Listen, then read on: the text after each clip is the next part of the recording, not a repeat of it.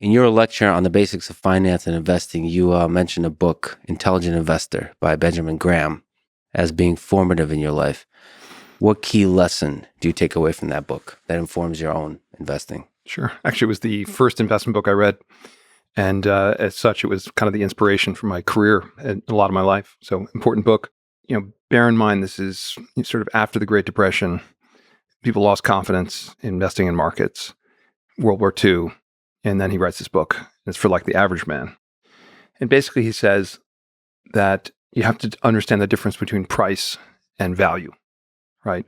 Price is what you pay. Value is what you get. And he said the stock market is here to serve you, right? And it's a bit like the neighbor that comes by every day and makes you an offer for your house. Makes you a stupid offer, you ignore it. Makes you a great offer, you can take it.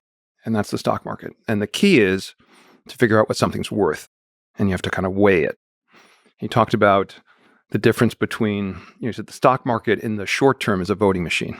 It represents speculative interests, supply and demand of people in the short term. But in the long term, the stock market's a weighing machine, much more accurate.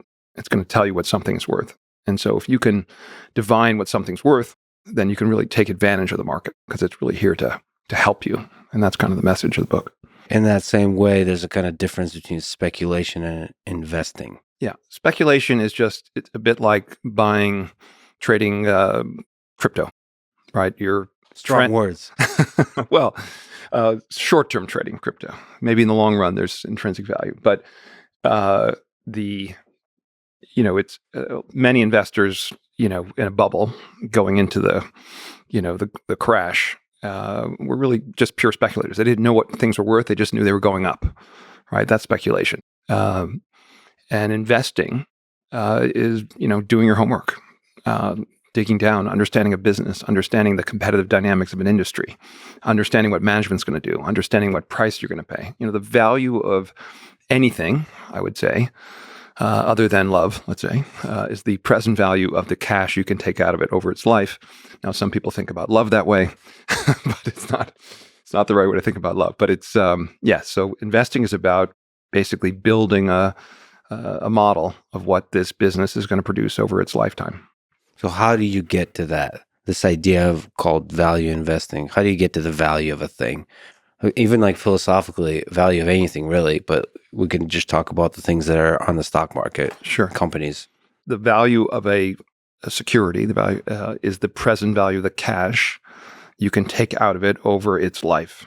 So if you think about a bond, pays a 5% coupon interest rate. You get that, let's say every year or twice a year, split in half. And it's very predictable. And if it's a U.S. government bond, you're going to get it. So that's a pretty easy thing to value. A stock is an interest in a business. It's like owning a piece of a company. And a business, a profitable one, is like a bond in that it generates these coupons or these earnings or cash flow, every year. The difference with a stock and a bond is that the bond, it's a contract. You know what you're going to get as long as they don't go bankrupt and default. With a stock, you have to make predictions about the business. How many widgets are going to sell this year? How many are going to sell next year?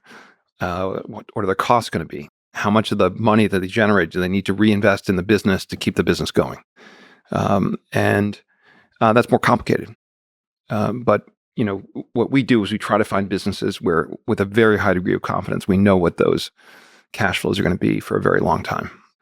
And there are very few businesses that you can have a really high degree of certainty about. And as a result, many investments are speculations because it's really very difficult to predict the future. So what we do for a living, what I do for a living, is find those rare companies that you can kind of predict what they're going to look like over a very long period of time.